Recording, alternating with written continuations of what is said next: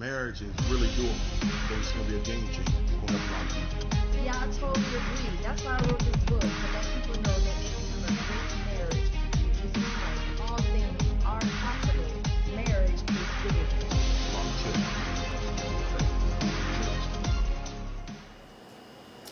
Hello everyone. Welcome back to our channel. Marriage is Doable. I am LaShaw Mobley and this is Marcus Mobley. And we thank you for joining our channel on Marriage is Doable, where we come to give on encouragement to encourage your marriage, that marriage is doable. Yes, it Amen. is. Amen. So what we talking about this time, Marcus? We're talking about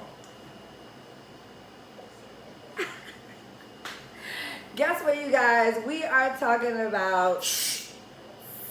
Oh, did you say that? Oh, what a taboo conversation we're going to have this evening or this morning or this afternoon, whenever you're doing this. Let me ask this. What's an important time to discuss sex in marriage? Or should you discuss it with everyone? I think you just should discuss it, period. Right. It's got me all tongue-tied tonight. Wow, this conversation here, it's important to be discussed because I believe that sex is a healthy part of marriage. Totally. When done right. When done right. What do you mean what's done right? Wow, you have to go there. I mean, when it's appreciated, when it's shared in a marriage. Right. There's so many scriptures that do back up about intimacy in your relationship. And one thing it talks about, you never want to defile it because you don't want to bring anybody else into your relationship. Come on. God made it just for you and your husband. Or spouse. I like to say spouse. Spouse. Yeah. Right. Because if you're talking to another husband, telling them that. Right. That's made it for you and your spouse.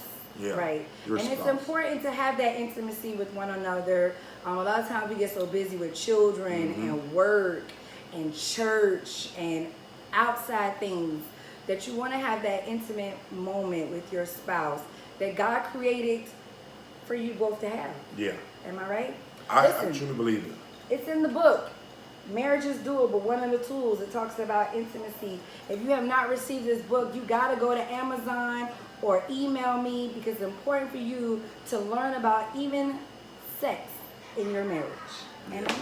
Yeah, it's a good. That was a good plug. I like that. Thank you. She has done a phenomenal job in description with the book. Right. Just to give you guys some tips. I don't want to go into the bedroom, and this is what I really meant by it. I don't want to go into your bedroom and tell you how to have it, all of this type of stuff. Right. I believe that's a little weird. Yeah. But as far as a healthy marriage, knowing that you have to talk about intimacy, sexual relation, because it is God who made sex in marriage. That's right. He tells Adam and Eve in the beginning to be fruitful and multiply. In order for you to multiply, you have to come together. Yes. And understanding coming together. I was telling this couple not too long ago, and I was sharing to them that even in your marriage, you have to understand, I believe, sex drive change. Yeah. It changed. One may have a stronger one than the other one. Right. And you have to anticipate those things in your marriage to understand that it can be healthy. Right. It can be healthy. I definitely put that in a book where I talk about you have to adjust. I remember when I got pregnant, and then you have that 6 weeks afterwards, I believe, that you can't do anything. Like you have to adjust, and you can't get upset with your spouse that, oh, I want to do it tonight, or we have to do it like this. You have to have those conversations where, you might be tired one night. You might need your rest. So you can't use sex as a tool to use manipulation or to use it at an angry or to hold back. I know a lot of women are like, well, I'm upset with him, so we're not doing that. I think that's not healthy for your relationship.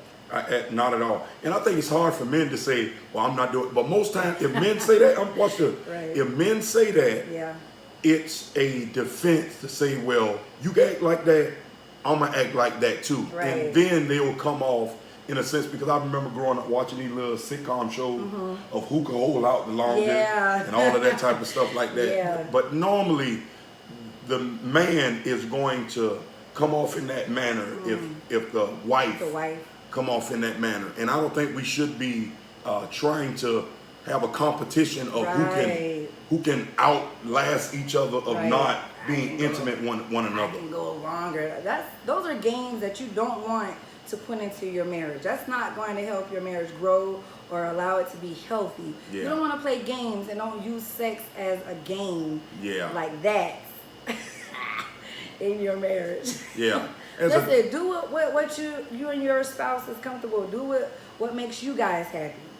Yeah, right? as far as understanding it where you're not using it as a device to control or manipulate. Exactly. Because the Bible even tells that even if we sustain, we should come back together quickly, that we alleviate temptation.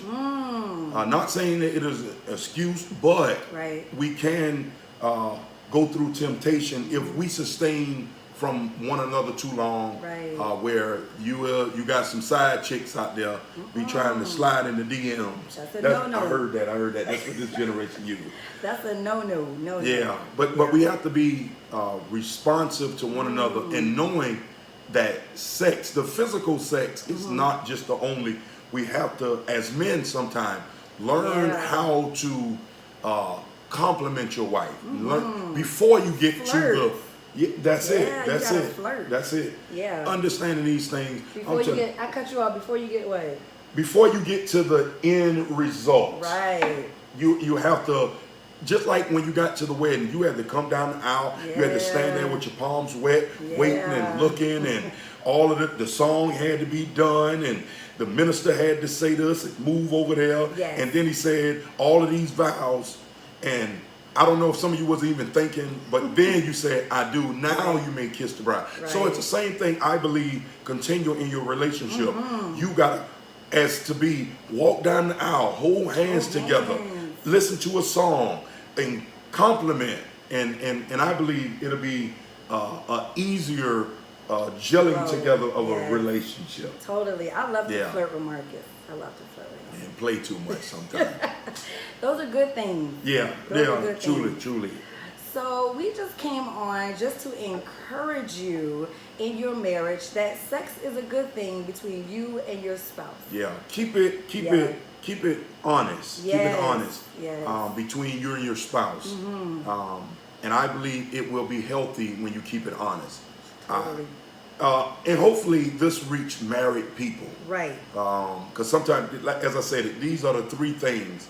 And we've dealt with one of the videos. If you have not viewed that video, you can go back and check that video out about quality time, also money. That video is also up there as well. And we wanted to deal with sex. These are the top three. Do you know that over 49 to 50% of marriages end in divorce because of one of these three: money, time, and sex. So you want to divorce-proof your marriage by making sure your sex in your relationship is healthy. Yes. Make sure it's healthy. Make sure it's healthy. Yeah. So thank you guys for joining us. Listen, don't forget to pick up that book with some more great tools for you on Amazon, or email me at mariemobley56@yahoo.com. Hopefully this helps you to have a great, healthy sex life in your marriage.